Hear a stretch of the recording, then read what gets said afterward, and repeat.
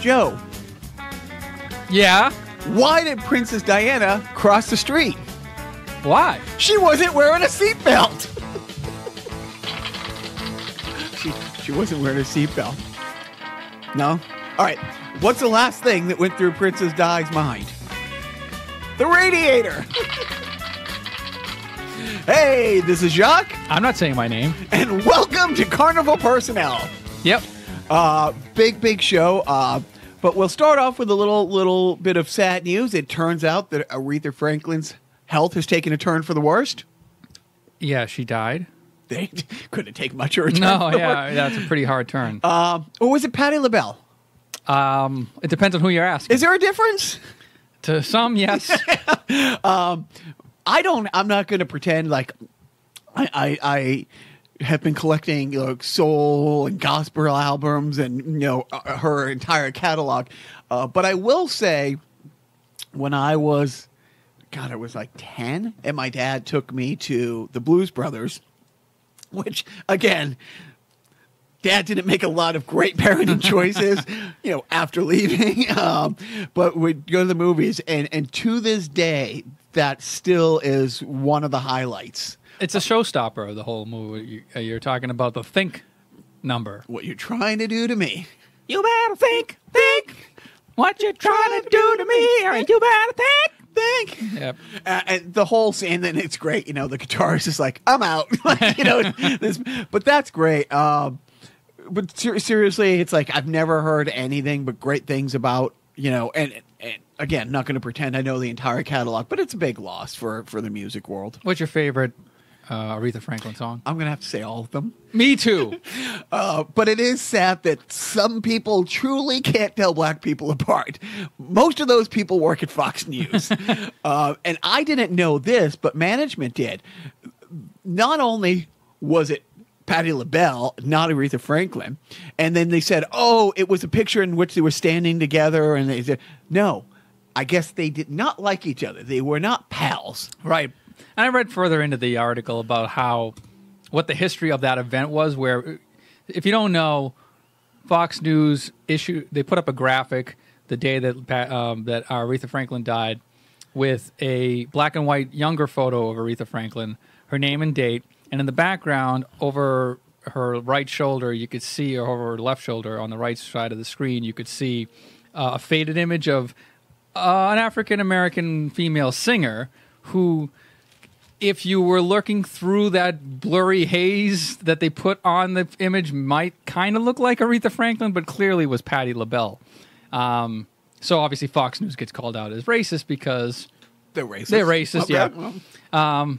But the image in question and the event that the image was taken from, they were at the same event. It was some sort of like tribute, a night or something like that.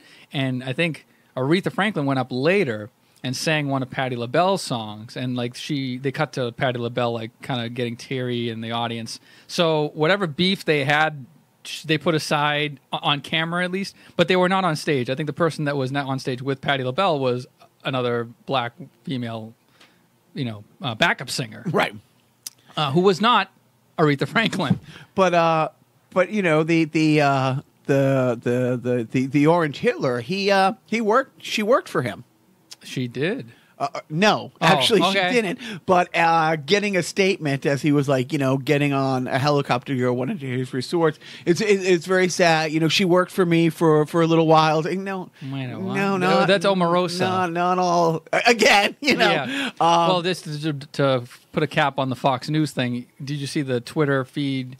The tweet with it looked like, I think it was 20 Fox News contributors who were female and white, who said, okay, you can't tell Patti LaBelle or Aretha Franklin apart, but you can tell these women apart. And It's literally 20 blonde-haired, blue-eyed, or similarly toned women. Remember when Jane Curtin, they did the 40th anniversary for Saturday Night Live, Yes. and she was doing the news. Yeah. Because when I first did the fake news on Saturday Night Live, I was the first blonde woman, doing fake news. Now there's a whole network, and they put up a graph of all these Pretty much people. it, yeah. You know. Yeah, so that's what happens over at Fox News. And in, But whatever. So as Cheetolino was getting on the helicopter, Cheetolini. Thank you. He was well, maybe Orange Hitler is easier for me to say, right? Or Donnie Two Scoops, or we got to come up with something Cadet new, Bone right? Spurs. If you have a new name for Donald Trump that you want to pitch to us, leave it on our Facebook page. And complete piece of shit has already taken it up there. But he literally quickly. It's like somebody told him. It's like, say something about Aretha Franklin getting on the helicopter. That's nice. But he was a great president. Wait a second. He does. He says, "Oh, she worked for me for a little while." Blah blah blah. And what's happening to Paul Manafort is awful. It's like, wait, what? What? Right. And I never touched her. You couldn't let her. You couldn't give her one line, which wasn't a complete lie or complete bullshit. I loved her way more than Hillary. Thank you. Right. But anyway, so that was a loss for the world of music. Right. I can see that you're losing the appetite over. I'm eating grapes. Shut up. And Joe is sitting here feeding me grapes. No, but it was, of course, even something as simple as putting up a graphic saying, rest in peace. Fox News had right, to find a way legendary to fuck this American up. singer. And earlier in the day, and I didn't put it on the rundown, it was Madonna's 60th birthday. And it's like one of those things. It's like, yeah, nobody cares right now. Well, yeah. I mean, come on. So the queen of pop. Soul. Oh, Queen of Pop. Yeah. Had to. Was mostly overshadowed by the Queen of Soul. And is it because we're older? Because I'm older. When you hear she was like 74, she was 76. I'm like, well, that's young. Yeah. Well, I know. All right. Seriously. Well, for nowadays, coincidence? She died the same date as the King of Rock and Roll.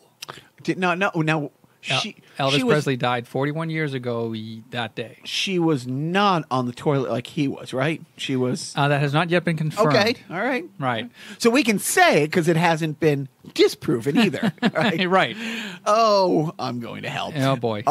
So this week, before we get into the awful, went to it wasn't called Comic-Con. Fan Expo? Fan Fest or Fan Expo. Yeah. A lot of fun. It wasn't a last minute thing in Boston, but we didn't plan a big thing around it. We were 50-50 on going to be able to go. There was a lot of moving pieces, so we usually make costumes. I'm sorry, management makes costumes. I cannot fit into any of mine right now, which is why I'm eating grapes instead of chocolate for the first. You couldn't be slave Jabba. There is no slave Jabba. There will be next time. But it was a lot of fun. On Saturday, we went on Sunday. On last Saturday, because had to watch the Pirates lose their playoff game. Oh. Was it the entire cast? You knew about this, like most of the main people from Back to the Future, right? Michael J. Fox, Christopher Lloyd, Leah Thompson, and Tom Wilson, who played Biff, and no Crispin Glover. Yeah.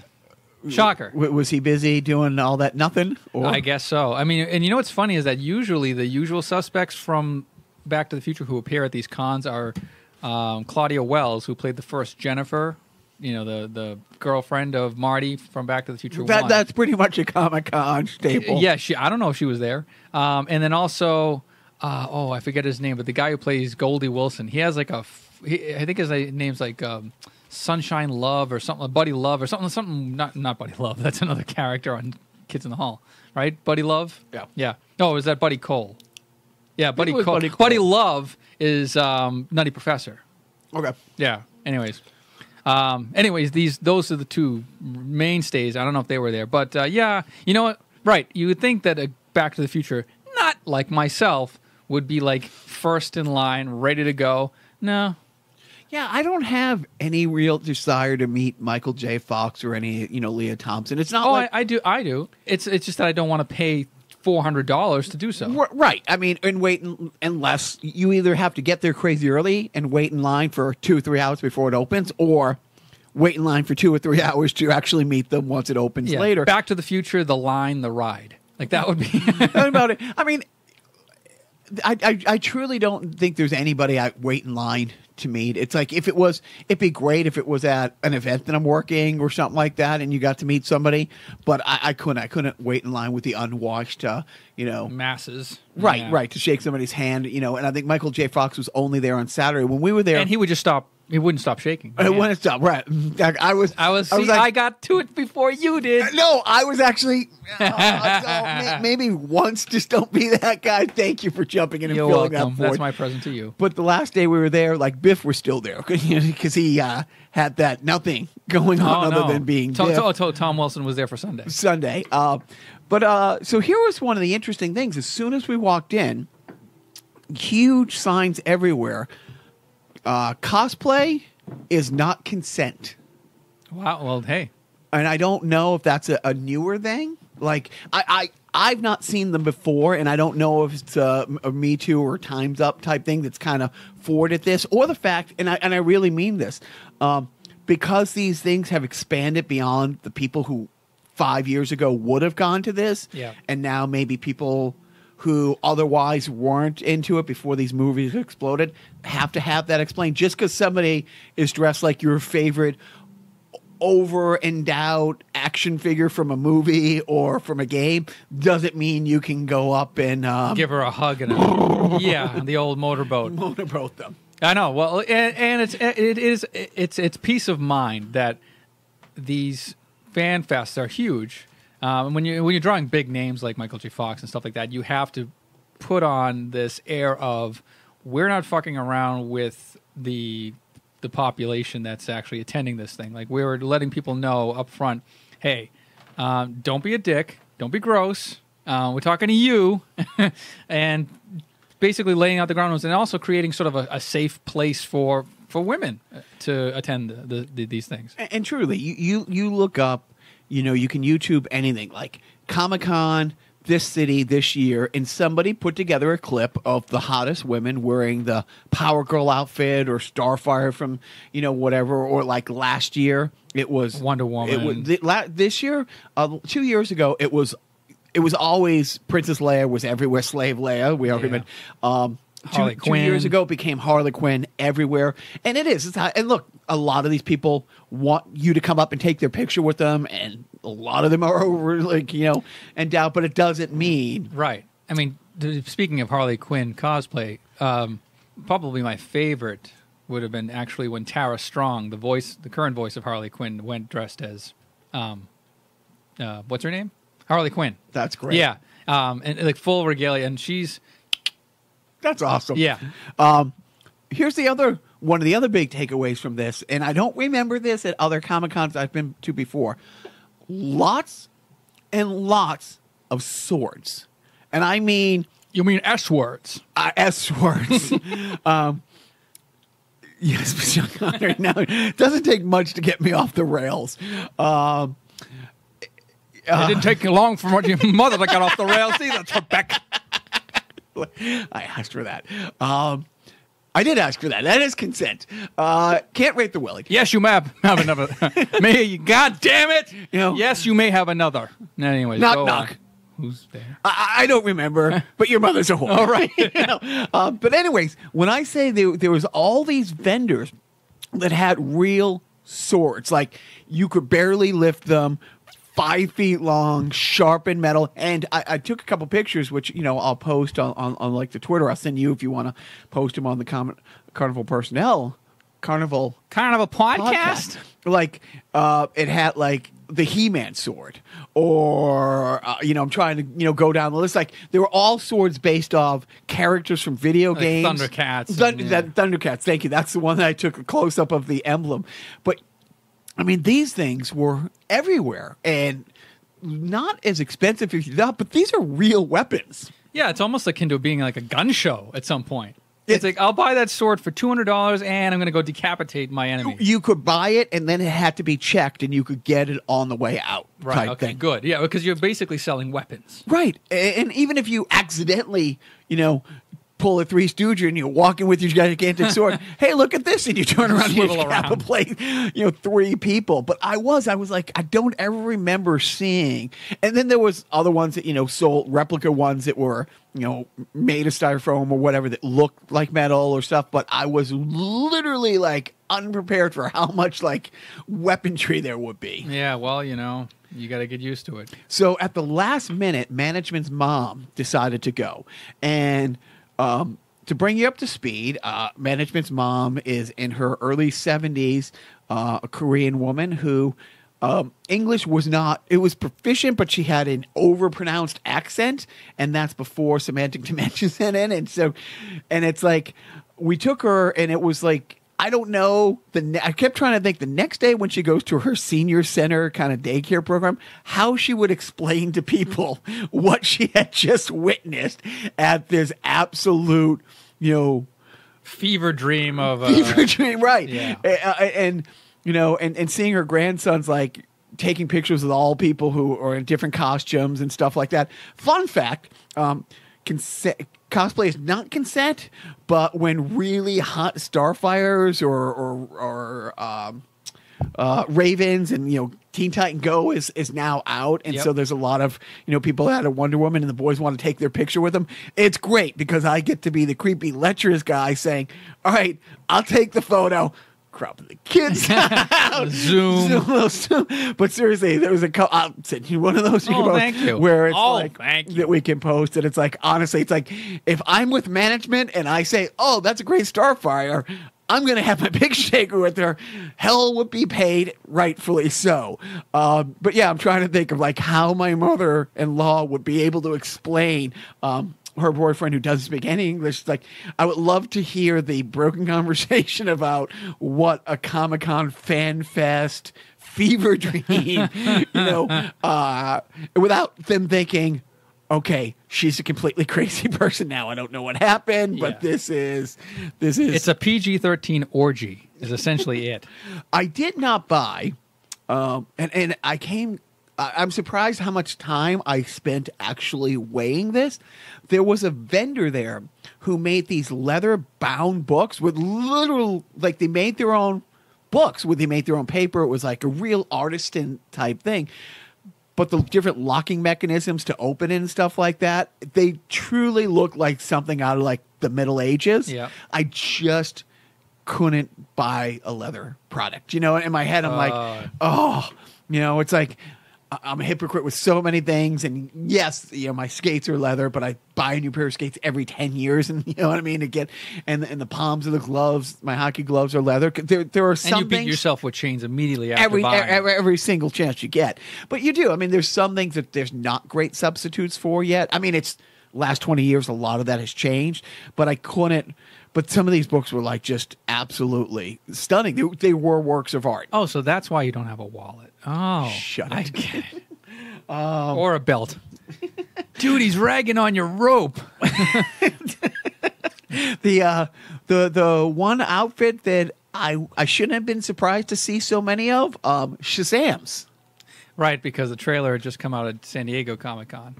And it looks fun. Do you know who Shazam is? Do you know like kind of the backstory? Well, I kind of got it from the trailer. I guess he's a kid who, when he says Shazam, he turns into an adult superhero. So it's big on steroids. On one of the Apple TV, when they relaunched the whole DC line a few years ago, and all those movies that have come out in like the past 5 or 6 years. The first one in the reboot is called War, and it's an animated. It's an animated movie, and I think that's the first time they introduced Cyborg as part of the Justice League. He's always been part of the Teen Titans up until this point, and also Shazam's partner, and that's exactly what it is. And this one, he's more like a 13, 14-year-old, kind of like a street kid in foster care. Yeah. They've always had different iterations, but it's always been a 10-year-old, 12-year-old like boy who, and Shazam is almost as powerful as Superman. He is magic based, which is sometimes why he can beat Superman, because Superman's weakness, as talk about all the time, it's kryptonite and magic. But I'm blanking on the name, and I shouldn't, because we really like him. The guy who played Chuck, he was also one of the Warriors 3, and the guy who played Chuck in what? The TV series show? Chuck. I can't remember. Oh, gee. He was also one of the Warriors 3, the D'Artagnan looking swordsman, and the Thor movies. Oh, great actor. Anyways, so he's Shazam, and lots of the Shazams walking around. And I'll be honest, most of those guys were a little eye candy for the ladies. Zachary Levi. Thank you. So all the guys dressed as. If you're kind of if it was you in a Shazam outfit, it'd be kind of, come on, dude. Like, you could be Billy Batson the before. Yeah, know? right. But all these guys were like, ripped out of their outfits. So like a lot of impressive costume play. Good. I'm glad. I'm glad that the cosplay technology is advancing exponentially. You do anything fun this week? What the hell am I doing this week? No, I mean, I'm starting my vacation week from work, and my idea of a vacation is not thinking about work. And that's it, essentially it. I'm not going anywhere. I'm not doing anything, although maybe I'll save it for the later part of the show. But I am going to Retro World Expo again this year, which is in 2 weeks or 3 weeks. First Saturday. The gaming one in Connecticut. Yeah. So it's the first Saturday. I'm going to go drive, 50 miles. So how long? Hartford is how many miles away? 80? Nah, yeah, about 80. Yeah, I'd say I'm going 80. to drive 80 miles round trip to... No, that'd be 160 miles round trip. Oh, yeah, sorry. 160 miles round trip. Thanks for the quick math. That, I was promised there'd be no math. I'm going to go drive real far to play arcade games that I can play at home. Thank you. No, but they have cosplay there. Yeah, they do. That's true. What Yeah. are you going as? As a depressed man. Yeah, actually, I just took a poll of the studio audience, meaning my kids, and saying, "Do you want to go this year?" Because I was happy to not go because we've been 3 years in a row, and it's just, it's all right. It's you go to a con, you buy a game. Sometimes you get conned at a con because when you buy games from vendors at cons and they don't work, you can't return them. We did buy a replacement DS, the same one that we broke, not Yeah. the DS3. It's worked fine, and I did. I have that. It's like I saw one in GameStop like earlier in the week. It was like $90, $100, and this was like 60. And I Christianed him down to 50, so worked fine. But I'm like, yeah, there's no recourse. I'm kind of rolling the dice here, but. Yeah, so that's so that's it. I got nothing else. You want to jump into a quick like hot coal run through of the awful, like just to recap America, because obviously the people listening don't listen to the news. No, they don't listen to the news. They wait for us. I understand that. To explain rightfully to them. so. Yeah, mansplain. Right. So I've been a little conflicted this week because when the news first broke of Omarosa and her book and all this stuff, the first thing I thought, and honestly, for the first 3 or 4 days, I was all about Bye Felicia. I was all about Robin Roberts. Yeah, Robin Roberts. Robin Roberts, Bye Felicia. Because she said in that news clip from a few months ago, it's like, Omarosa has a story to tell, and as soon as somebody pays her, we'll be hearing the story. Yep. Bye, Felicia. Yeah. No, she knew she was cashing in on this whole little experience, and she is. And I was like, yeah, I don't care. I don't want to hear it. She's a piece of shit. He's a piece of shit. I do not want to get dragged down into this. That's how I went into the week. However, it has been enjoyable because, as everybody has said, and it's true, she's his equal when it comes to mudslinging and the bullshit and being an opportunist. She recorded secret conversations and pretty high quality phone recordings. I mean, it was brought up on some radio shows I listened to or during the week that talked about this. They don't have like the recording technology that Omarosa has for like eavesdropping on phone conversations, because you could hear Donald Trump pretty crystal clear. And then also, this may not have been her first time recording somebody, because right, it was pretty well done. I mean, because I was thinking that it's like, is there a special app? Like how? I think she just did one phone up to another, and then maybe Donald Trump wasn't savvy enough to say, take me off speaker kind of thing, or she just held one phone like really close to the other phone. Do you think that's? I think so. I think she has two phones. And you go through. She must be rich. Nobody has two phones, Jimmy. You go through the whole week, and it's like, well, the first tape that leaked, or not leaked, the first tape that she's like, I'm waiting for the leak tape. Here, yes, thank you. Here's this phone. I mean, she taped herself being fired. Yeah, And the quote unquote situation room, which is supposed to be like the most secure place on the planet. Right.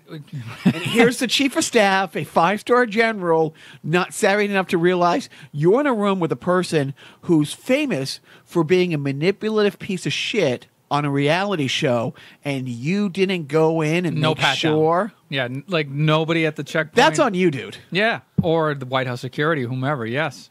Right. That's what. Yeah, and so right. And then it's one of those things. It's like the next day. Was it the next day she leaked? She had said there's a tape where he used the N-word. That I gotta think if it really existed, it would have come out by now, because people had said that, and Mark Burnett, the producer of The Apprentice, said, like, basically has like $1 million NDA to anybody who's worked on the show not to. But I can't imagine. Well, Penn Jillette, who was on The Apprentice, said, yeah, I know that there's an N-word tape out there because I was in the room when it happened. Right. So we haven't heard that was it my yet. Penn Jillette. Thank you. Oh, you're too kind. Please sit down. My Penn Jillette is not that good. Ready? That you do your Penn Jillette and I'll do Teller. Go. Come on. Suck my dick. I didn't hear a no. All right. Anyway, but so that was the next tape. Bloatus' daughter-in-law, a few days after the dismissal. Well, no, the first tape was her getting fired. A couple days later, the next tape was Bloatus calling her, pretending he didn't know. Like, really? You're going to fire her? I heard in the news that you're thinking of leaving. Yeah. Like, just listening to that God conversation. damn it. It was awful. Well, they run a big operation there. Like, there. Where are you? Where are you? Sir? Right. Right, exactly. If only he had some sort of clout. If only he could pull some strings to make it so that she wasn't, you. And he didn't. He didn't turn around and say, I'm going to talk to her. But the funny thing is, well, not the funny thing, she was the highest ranking, maybe only, like, black person who worked in the White House. Since hasn't been replaced. I wouldn't be surprised if she still has clearance. It's like security. Right. They forgot. Yeah, whoops. And then the next tape that came out a couple days later, and again, I'm like, at the beginning of the week, I'm like, yeah, I'm out. I don't give a shit. But then you start hearing from reputable people. And then the next tape was... Look at you, old man. Tape. The next recording that came out was Bloatus' daughter-in-law offering her a keep your trap shut job. Yeah, we heard you make $179 over there, and we were thinking that we could offer you something comparable to that. To work on the election committee. Yep. Oops. Again, that phone call sounded like it was like you were literally on the conference call with her. So does she not get charges pressed against her, or what's going on? I don't even know the just rules. like Michael Cohen when he had all those tapes and it came out. D.C., New York, many states have what's called one-side consent. So if you consent to yourself recording yourself in your phone calls, there is nothing. Yeah. The only thing they were saying, it's like NDAs. Like, oh, she signed all these NDAs. No, because she doesn't work for you. She was working for us. She is a public servant. She can't sign an NDA. And if you make her sign some bullshit NDA, it doesn't hold up because you, Bloatus, are not paying her. The taxpayers are paying her. She is a public servant again. And so maybe had she gone to work for your campaign committee, maybe you could have. Yeah, that's why. You're right. That's where Donald Trump's the daughter-in-law comes in and tries to get her to, it's kind of like when Mr. Potter was trying to buy out George Bailey. I'm offering you a 2-year deal at $90,000 a year. Are you in or are you out? And then he shakes the hand. Well, sure, Mr. Potter. And then realizes. Wait a minute. No. I don't need 24 hours. I don't need 24 hours. I know my answer now. And then answers no. Gosh darn it. You sit around here and you spin your little webs and you think the whole world revolves around you. I would say in the vast configuration of things, you are nothing but a scurvy little spider. And that goes for you, too. And it goes for you, too. Stupid. When What a Joe waste of starts his indulgent theater, I just get it warms my cockles in so many ways. He gets to eat a couple more grapes. Thank you. What it But boils down to. So, it's much like, the PP tape dossier, the whole Michael Steele dossier. Has everything she said been verified yet? No. Has anything been unproven? And the answer is no. Like, so this fake dossier, it's like, not the PP tape from Russia hasn't come out yet, but so many other things have, but yet you haven't disproven anything. And the same thing, she's batting 1,000. So, so what does he do to change the headline? I forget. I blocked it out. That's like, honestly, it's 5 days of him getting his ass kicked by Omarosa on prominent networks and shows. So he wakes up on Wednesday morning and strips Brennan of his John Brennan. Yeah. Yeah. Hey, we gotta shake things up around these parts. Like Nixon had an enemies list, and I don't know if you've ever heard the recording, but what the guy who pretty much rolled. We got to do over something him, about these Jews. It's pretty much but I'm blanking on the name. Forgive me, but the guy who was testifying to the Senate during the Watergate hearings brought it up and said, they didn't know about this. And he talked in detail about his enemies list. And then there were they went in and the recordings had him talking, Nixon by him, talking about, we have to have this enemies list. We have to keep it updated. And we have to use, I think the term was like, we have to use the machinery to crush these people. Like have the IRS go and audit his enemies, have FBI people, he was trying to use the FBI as his own Gestapo thug wig. He was trying to use the IRS and successfully in a lot of cases. Mm-hmm. And it's the same thing. So Trump now has an enemies list. And what's horrible is, again, it's been this war on the enemy of the people, the press, and now he's trying to strip away security clearance by everybody. Like, first of all, there was 8 people who, when Comey had followed FBI protocol, and as soon as Trump had asked him to go easy on Flynn and he reported it to the people around him, there was 8 people on that list from, going down the chart of who he would have reported it to. All of them have been fired or forced out of the FBI over like the last year. So, I mean, anybody who could corroborate this on record, which they already have, but I mean, he has an enemies list. He's gotten rid of all these people. He's trying to get rid of Rosenstein. And so now he's also trying to, and again, to save himself, he's trying to tear down, like, not hyperbole. He's trying to completely tear down the apparatus which protects us against, all the former secretaries of state, all the old heads of the FBI and the CIA. Unless you're dropping to your knees for him, he has put you in the crosshairs. He's like Michael Corleone. He really is, but he's truly. And now that you've seen The Godfather, you get that reference. I get that reference. But he does. He's going after all these people. Like, you go down the list, and then, and what I think is worse than him coming right out, there's 13 points in which you can strip a former head of like the FBI or the CIA or the intelligence community of their clearance, because you need these people's 50 years of expertise. You've been in the White House 18 months. You need all these people.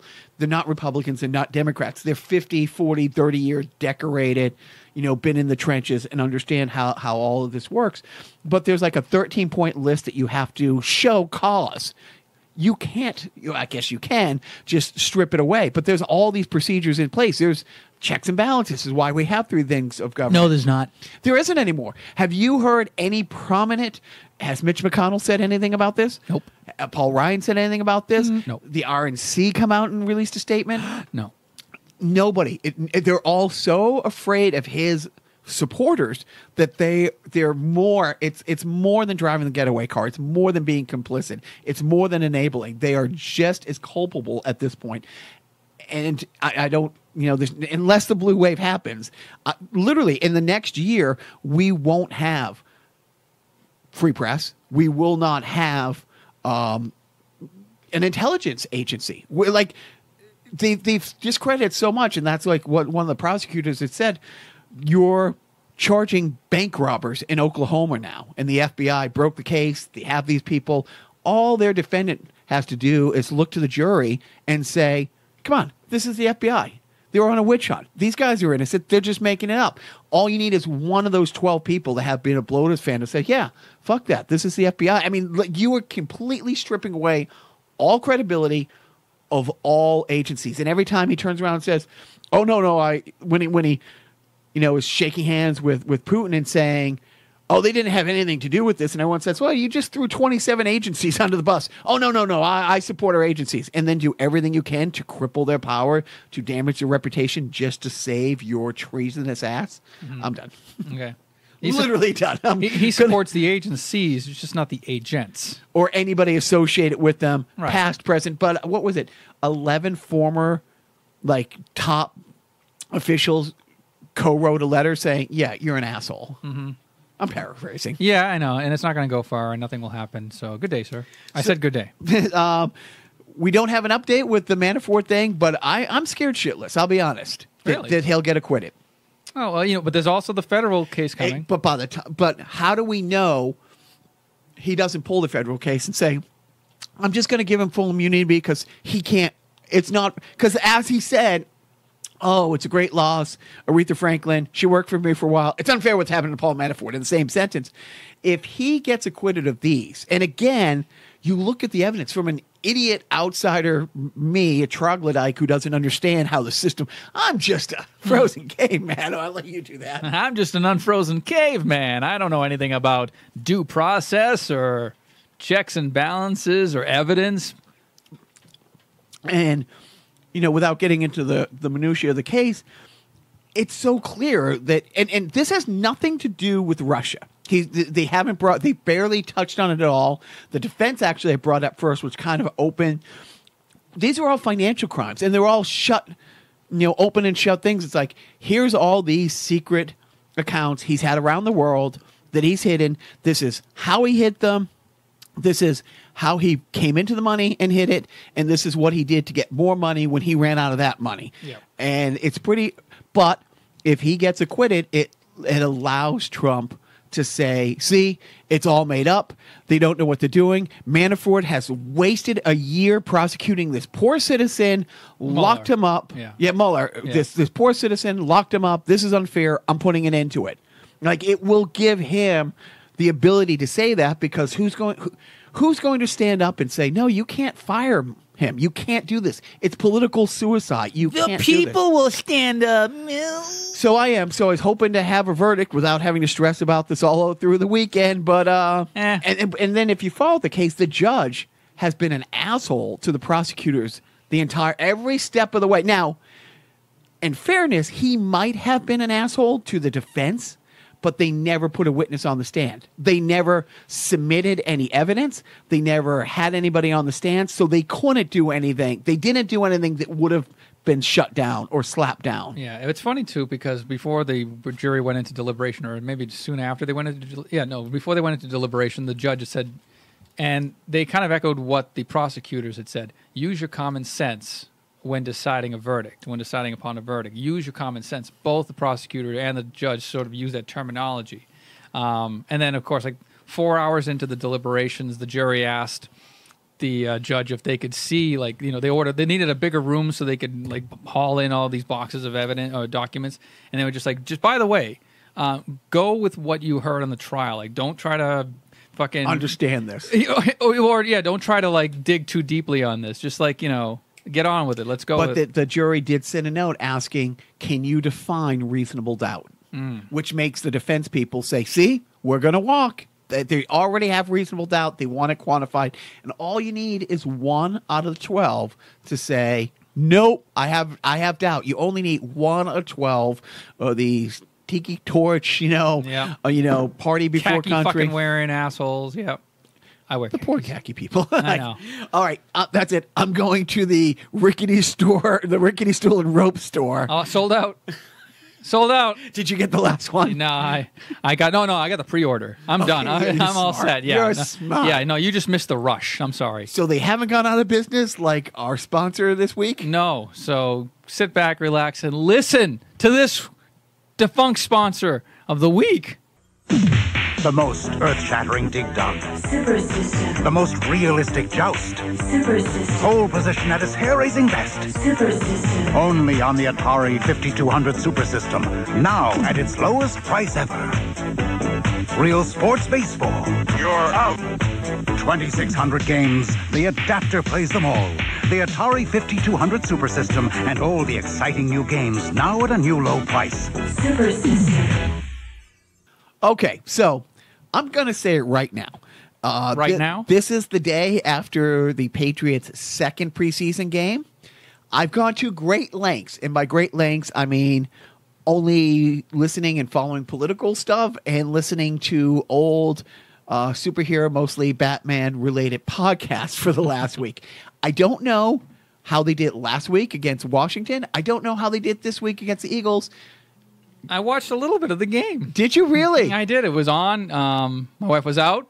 And on purpose. I did. Like the channel wasn't on and you lost the remote. No, I actually tuned in and I go, you know what? Let's see what this Tom Brady's all about. I only know one thing, or I can only assume one thing, because every time Hogan catches a touchdown pass, either you send it to me or I send it to Mike, Sully, or my friend John sends it to me.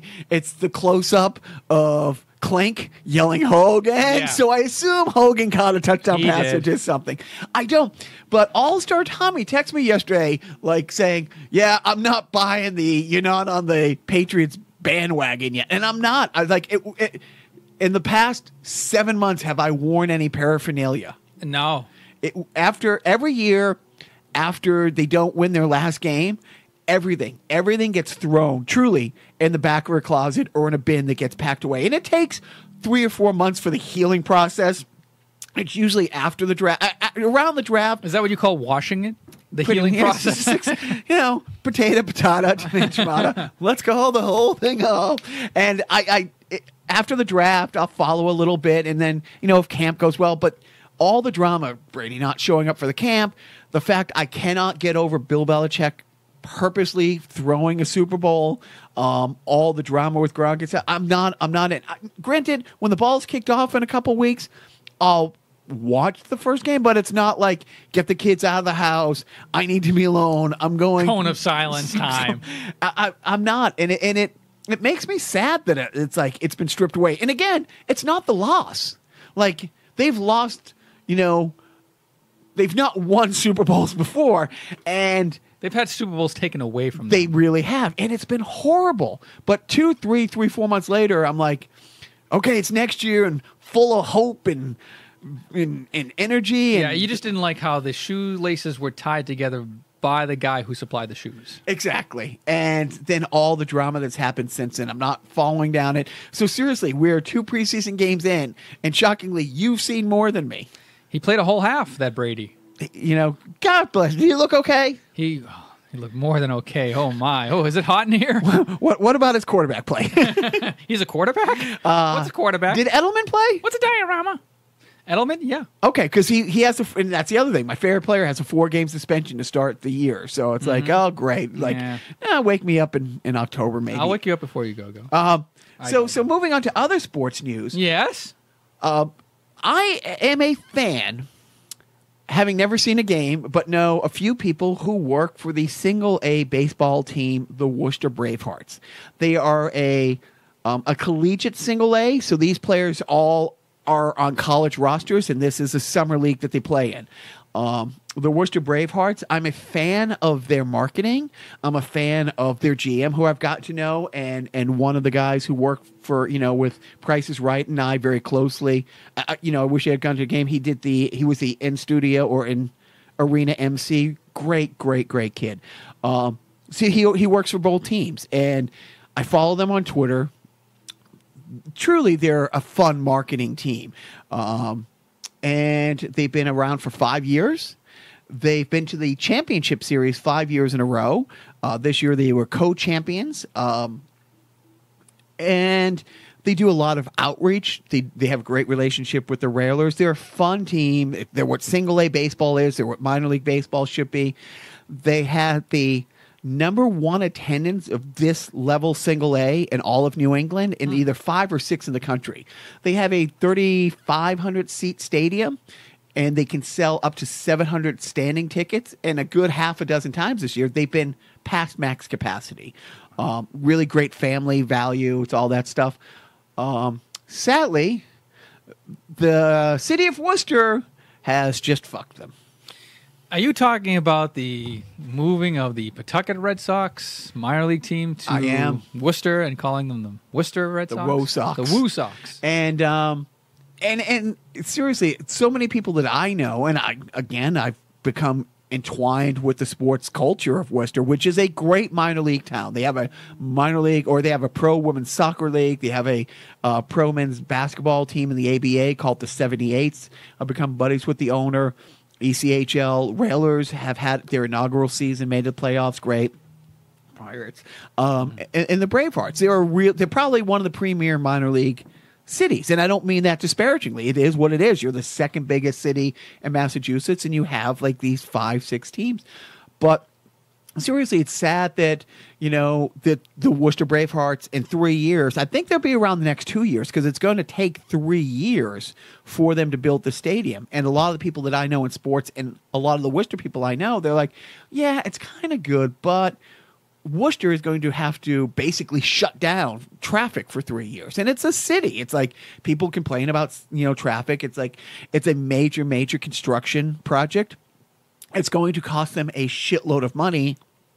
And the Woo Sox are going to have to do really well for 20 years for them to come close to recouping the money. Yeah. Well, AAA baseball is leaps and bounds over single A baseball. I mean, it can be attendance-wise. But you have some major league teams like the Marlins only surviving because of the TV money. Like, there are a good 6 or 7 teams in Major League Baseball that play to almost empty stadiums that are surviving because of the revenue sharing through television. Yeah, but the Red Sox need a AAA. They need a team. They need like a farm team. Well, what happened with Providence? Do you know what Pawtucket? Do you know what the story was? From what I understand, they just weren't moving on. They weren't basically coming to the plate, to use a lack of a better term, about building a stadium. So after 40 years of being there, they realized There's the old funny line. It's been attributed to 1,000 people. The version that I heard, it's Frank Sinatra and Dean Martin, and a really hot woman goes walking by, and Frank's like, hey, check her out. And he looks over and goes, there's a guy out there somewhere who just got tired of fucking that. And the same thing. So it's Pawtucket like, yeah, we've put up with your shit for 40 years. It's like, you're not. We've run the numbers. We've seen the best of times and the worst of times, what having you here brings to the city, and it's not worth the expenditure to build you a new stadium to keep you. It's the same thing with, study after study, so few times when teams relocate is it the boondoggle that they expect it to be. So just personally, because I have a contact with the single A, and it gives me a chance again to say, go to Netflix. There is a documentary called The Battered Bastards of Baseball. Okay. I could not recommend a better sports and it's almost the same thing. And I want to say, is it Russell Crowe's dad? Okay. No, not Russell Crowe. Help me out. Escape from New York. Oh, Kurt Russell. Kurt Russell. It's a great documentary. But what happened to Kurt Russell's, dad's single A baseball team is kind of happening to the Bravehearts, and it's a little guy getting squashed by the machine. But they'll still have. By the way, I don't get educate me on the squashing part, because you still have the Worcester Bravehearts. No, they have to fold. You can't compete. Honestly, if you put a AAA team in a huge brand new ballpark right down the street, you're not. Sure, you would still have your loyal fans, but instead of playing to $2,500 a night, which you can pay the bills and keep the lights on, you're going to play to $500 a night. You can't. To go head to head. Right, I guess. I thought that would be like different price points. Do you know what I mean? Like so you can get into a Bravehearts game for $10. You'd probably be able to get into a Pawtucket game by $15-$20. It's still AAA. Yeah. Except you're in a state-of-the-art stadium that's affiliated with the Red Sox. 20,000 seat stadium, and you're seeing guys who are who come down from the Red Sox. Come September, right? Yeah. Come September are going to be the September call-ups, where and this is it's a family-owned team, and 95% of these kids, this is this highest they're playing college baseball, and this is what they're doing in the summer. Maybe a couple of them will work their way up, but I'm guessing, in this league they play in, you can count the number of people who've made it to the bigs on one hand. But it's fun, but yeah, there's no way you can compete with them right across the street. Yeah, that's too bad, I guess. All right. It's like the pizza in a cup guy. You're right. Yeah, I get you. It's like Home Depot in the hardware store. I get you. The only thing I will say, I did see one clip on Twitter from the Patriots game yesterday, this whole new tackling thing. Oh, yeah. They had a clip of a Patriot. You see this play where... Was that the sideline play where an Eagle defender was tackling a Patriot? No, Patriot, a cornerback, tackled a wide receiver, catches the ball. The guy runs about 5 or 6 yards. He lowers his body and puts his shoulder into the guy's sternum and takes him down. There's no helmet to helmet. There's no leading with your head. He turned his head away. It could not be a cleaner tackle. And it's making me, and a lot of people say, is this the NFL? I mean, literally, how close to flag football are we getting? Yeah, I know. I thought maybe we were thinking of the same play. I thought it was the other way around. But, it's like if you're an open field, you can't lead with your head. And I thought that's what happened in the play that I saw. It was like the first quarter they called a penalty. It was like half the distance to the goal. And I'm pretty sure it was the Eagles on the Patriots because it was the Patriots' ball. But, and you hear the announcers going, they're taking the football out of football. Right. So... but that's all I have on sports. The Red Sox were on pace, I heard, to break the franchise record for most wins in a season, and I'm breaking the franchise record of giving shits or not giving shits. So there you have it. So now do you want to talk a little bit about what you were planning on getting, or you teased at the beginning on your vacation? Are you going to play a game throughout the whole time? Have you lined up? Because you always look at the shelf lovingly. Someday I hope to find somebody who looks at me as lovingly as you look at the shelves behind me with all of your, games. While you're sitting there, I don't have any real plans on deck. Although it's funny because I do have a lot of games and a lot of modern games that I bought recently that for the PlayStation 4 that I just haven't, I've started playing and then I just sort of stopped. I'm just a weirdo. It's more about having the game than it's an illness. It's really an illness. It's more about having the game than actually playing it. But sometimes I get into a game and, who knows? Maybe if I have, some real downtime these next couple of weeks, I'll probably, kind of dive into maybe one of the more modern games like Wolfenstein 2. All this talk about Nazis, I have the perfect opportunity to kill them right in my own basement. I should be taking advantage of that, and I'm not. So shame on me. But, you know what? I do want to bring up one thing. I am in dire need of a new PlayStation 3 because the PlayStation 3, originally I had one, the original model. It died. A year ago, I bought at GameStop a refurbished PlayStation 3 third model, and it died. It started to go last week. Literally 1 year after I bought it, which was right after the 1 year warranty. They know what they're doing. They do. They take me down from the inside. So now there's a Model 2 that's like the happy medium that I don't have. So I'm kind of on the lookout for that and seeing, because I got to have it, man. I mean, will you pull your information off? Can you get all the? Oh yeah, I don't know.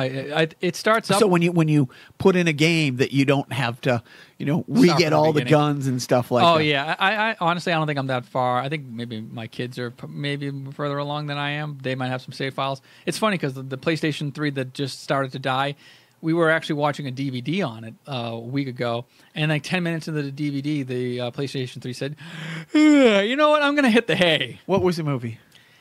Return to the Batcave. Oh, see, I was hoping you were going to say something like Beaches, and I'll be like, I don't blame the PS3. No. There was no excuse for the PlayStation 3 to become sentient and then decide, this is not what I came to life for. I decided to almost pull a Joe this week. I don't know why, but I'm like, I'm sitting right here. You could have pulled. Never mind. I haven't played Arkham City, the second. It was Arkham Asylum, and then Arkham City was the second game. Yeah. By the way, I could not love a marketing campaign more. The commercials that they shot for that, it's like, why isn't this a movie? Right, I know. I mean, they have some, But it's better than a movie. it really is. Like if you take, go down that rabbit hole, spend like 5 minutes and just put Arkham City trailers, and it's the first time that Nightwing's in it, and he has a prominent thing. But his trailer alone, it's awesome. It really is. And I'm like, fuck it, I'm gonna put this in and play it. Put it in. It's like, it starts to load up, and it's like 3%, and an hour later, it was at 3%. So I put in a couple other old games, and it must be the disc itself. So I'm gonna have to go get another one because now I wanted to play it. I haven't played it in a while. Wait, if it's PlayStation 3? Yeah, Arkham City? Arkham City. Oh, okay. I have Arkham Asylum for PS3. I don't have Arkham City. And that's the one. Look at the campaign for Arkham City, and then then there was the third Arkham one, but that came out on the PS4. Yeah. That's the only reason I bought the PS4 because you had to for this. I think for Christmas, you and I should be getting each other VRs. Yeah, 3PS VRs, because there's a Batman VR. dude. I know that you know. We went over this last week. How I literally had to move my Thor hammer out of the way to get a T-shirt to go jam at my buddy's house and then come podcast. I'm already the biggest man-child. Now, you might be more of a man-child. I got 80 pounds on you. Ergo, I am the biggest man-child. Yes. The last thing I need, I'm already a shitty dad. All right? I don't have to tell that to anybody listening, especially them up there. But, that's a great idea. Right. We're gonna do that. All right. But yeah, PlayStation VR, that's on the wish list. Now. What? Now. What? It's time for the random video game review of the week. Let's do it, baby.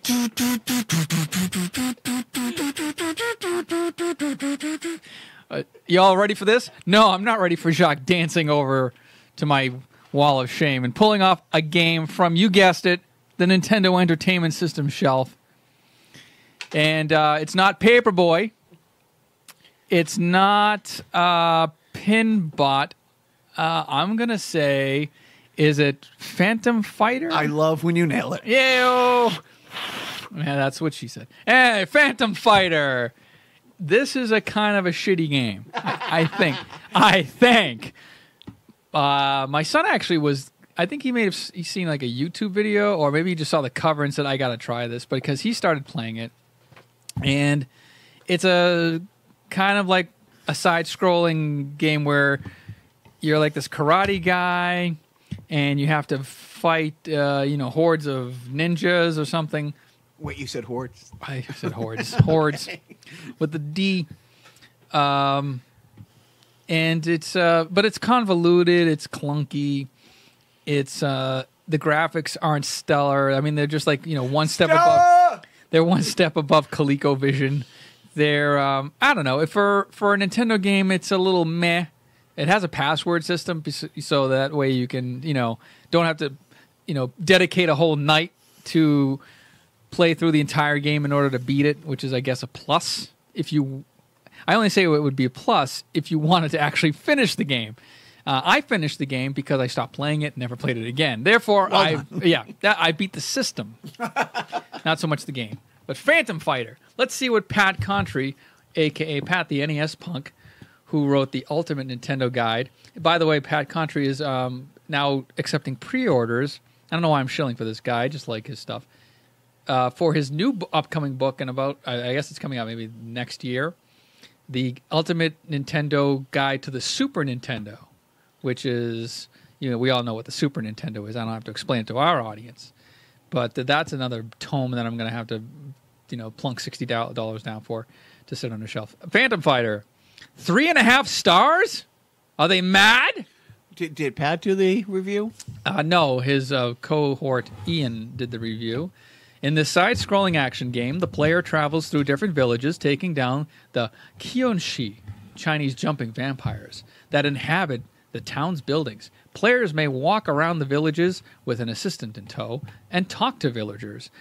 And outside each house, they can get a little message that will clue them in as to what's inside each, such as gems, sacred items, or the town's boss. I don't agree. I don't know. It didn't have me enthralled. But again, I don't like a lot of stuff on. I don't. I mean, like RPGs, for example. Like people love role playing games. I just I'm not gonna. I just can't get into it.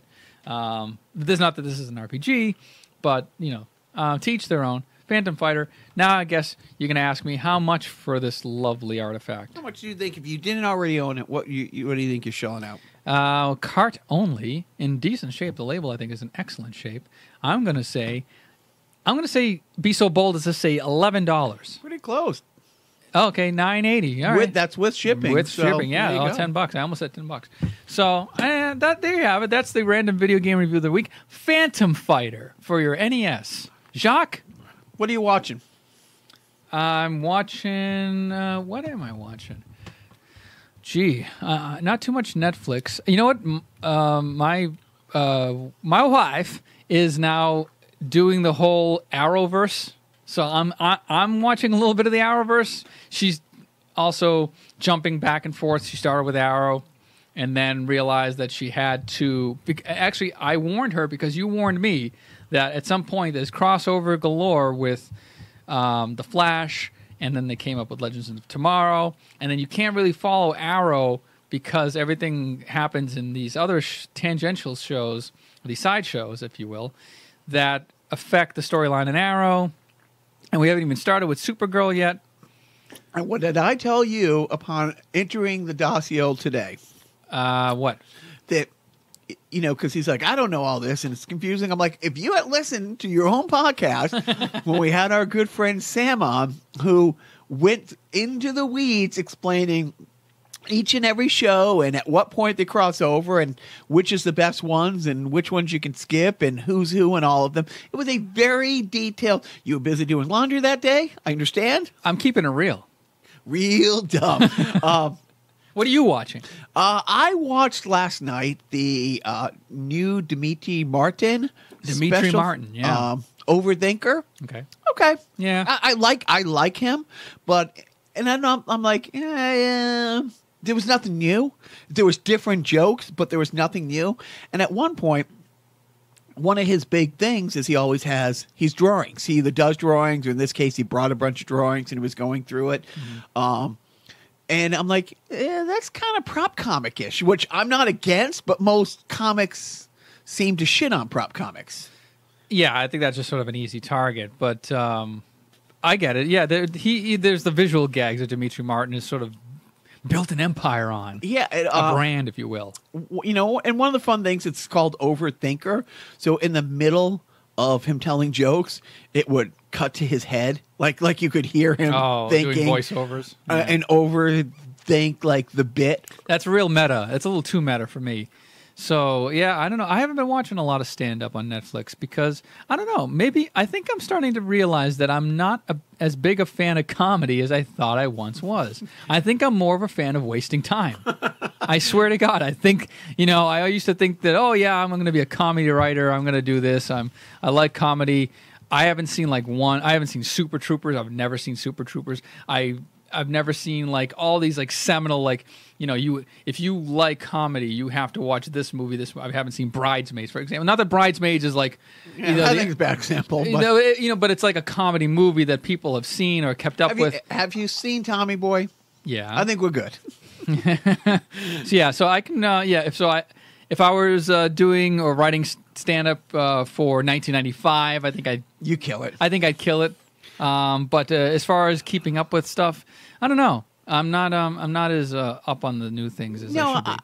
I watch a lot because management likes a lot, and it's hit or miss. There's some people that we really like. I listen not the few times when I'm playing games. When I'm not podcasting with you or Jimmy McCann, and I'm doing important things like playing games. Hopefully in VR and come Christmas, I stream a lot of stand up stuff. So, you know. I think I'm listening to more podcasts. I think that's what I'm doing. I'm not watching. I'm in this podcast thing. I do, but you know what's funny? I listen to podcasts by comedians. Right. Yeah. I listen to Bill Burr. I listen to You still Jim Bill Burr. Jim Norton has a podcast. Do you know who Jim Norton? Oh is? yeah, I love him. Yeah. So he has this character called Chip Chipperson who's like he talks like this and he's real like that. You know, it's kind of stupid, but you buy into the character because you know it's kind of like you get that he's doing a character. He's not like so into the character that he loses himself, kind of thing. It's a funny podcast. And of course, you know, Gilbert. Yeah, Gilbert. Right. So I'm listening to like white guys. Yeah, I'm listening to white guys. Although I just realized that Judy Gold, who I really kind of like Judy Gold. I don't know if you know who Judy Gold is. Yeah, everybody knows who Judy Gold is. He's not a white guy though. No, But white, comedy. Jewish woman. Yeah, she has a podcast. So I just realized, oh, she has a podcast. Who doesn't? We don't. That's for sure. So I don't know. Yeah, I don't know. We should probably be doing another podcast reviews. We've kind of shied away from that. Maybe because, you know, we've plateaued on like what we listen to or just boring or something. No, that's every now and again maybe we should just pop in with our podcast. Maybe we'll do a sideshow soon. Nah. Yes. Oh, what do you want to start brainstorming sideshows right here now? Right here right now. All right. And so parenting tip of the week, sir? I would say if your child isn't quite ready to get a job because of, you know, certain afflictions you might have or certain anxiety issues you might have, get him involved in a kind of a community. I don't know what they call themselves. It's like getting kids on my roundabout way of saying this is that my son is heading into college age and with workforce age and whatnot. He's graduated high school, and he has, you know, some coping issues with working and doing responsible things. But there's a program apparently for kids that are in his situation that kind of prime them for like the real world, so to speak. You know, and they it's like a 3-week program. I think it was free, honestly. I wouldn't know because I wasn't involved with the planning of it. Of course, it was my wife. And you know, he just completed it. They got a certificate. He got a gift certificate too.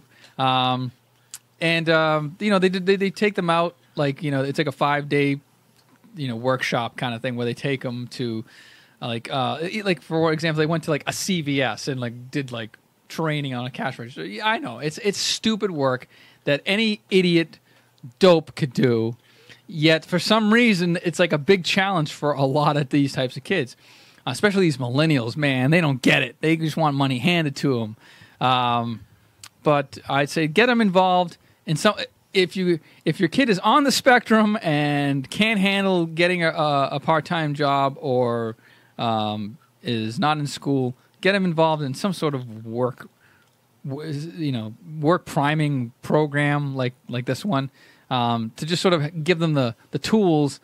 It's basically they were. I should give them the parenting like award because they parented my child for 3 weeks, teaching him like, you know, here's how, like he had to take the public transportation more often this week, you know, not just the bus, but like getting on the train and transferring and stuff. So he had to kind of get used to the smell of urine and feces and, you know, I mean, that kind of waft of semen, that frothy mix of semen. The Santora. Yes, right. Not the Santorum. Santorum. Santorum. Yeah, right. I love that.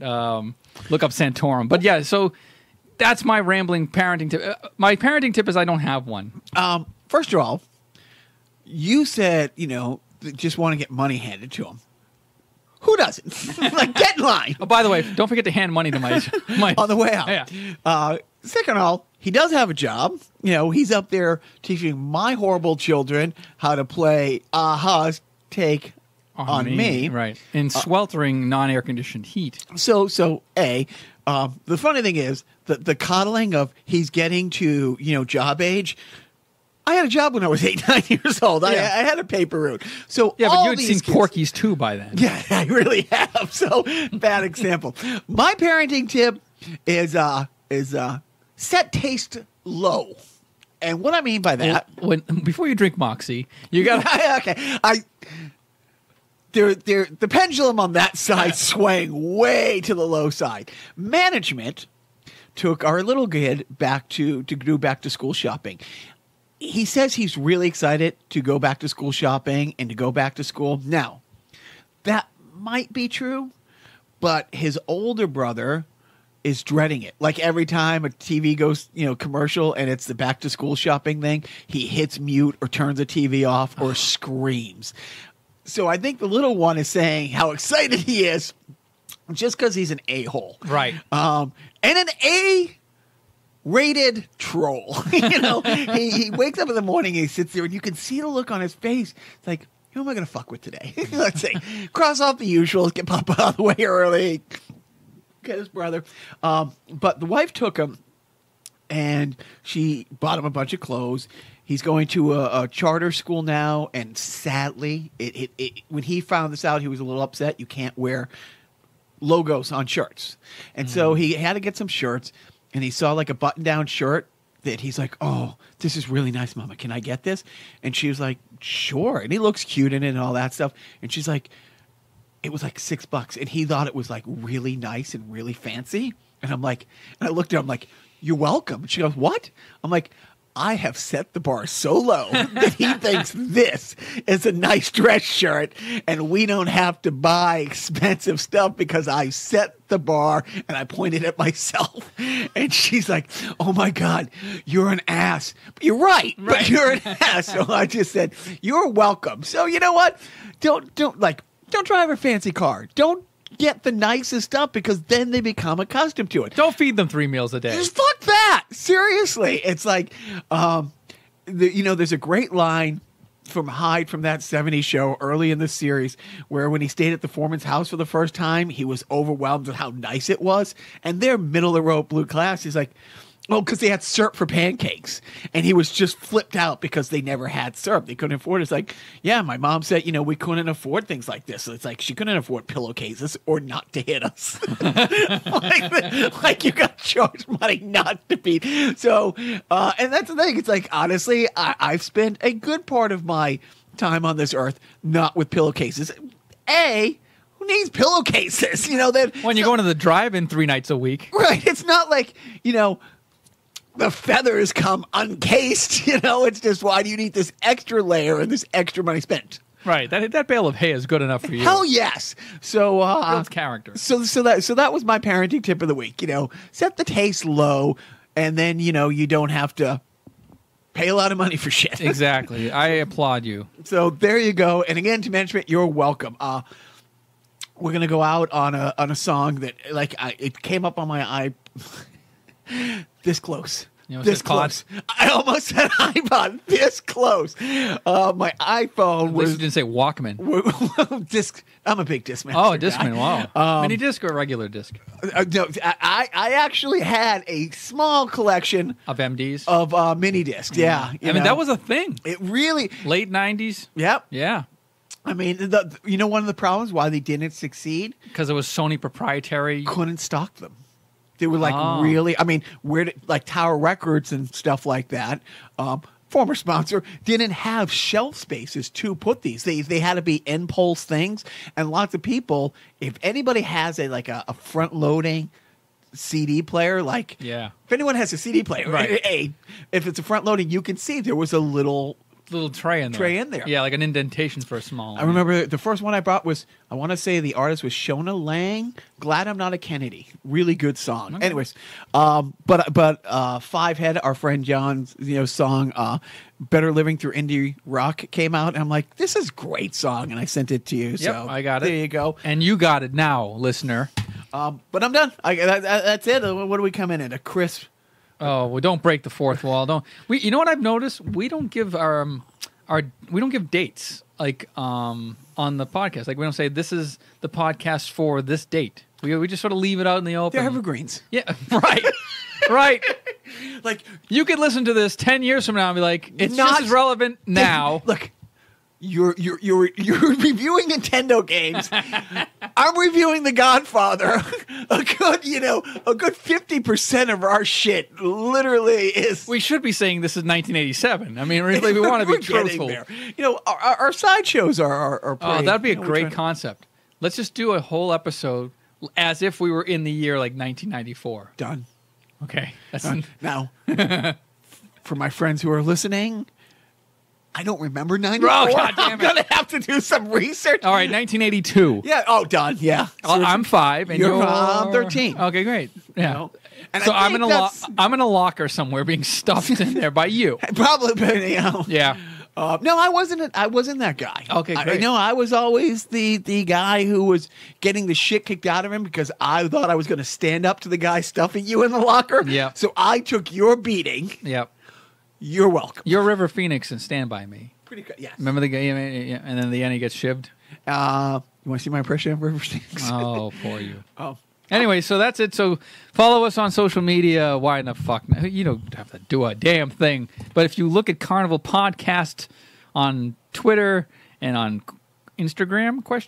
Yeah. Yep. And on Facebook. Bookface. Yeah, Bookface. Fuckface, whatever you want to call it. Do that. Grinder. Grinder, yes. Oh, my God. We need that Grinder audience. Anything, really. A Breitbart. If you want to go on Breitbart, we'll be on there. Infowars.com. That's enough. That's enough stupidity. Gosh, I almost forgot to say, don't forget. Looking like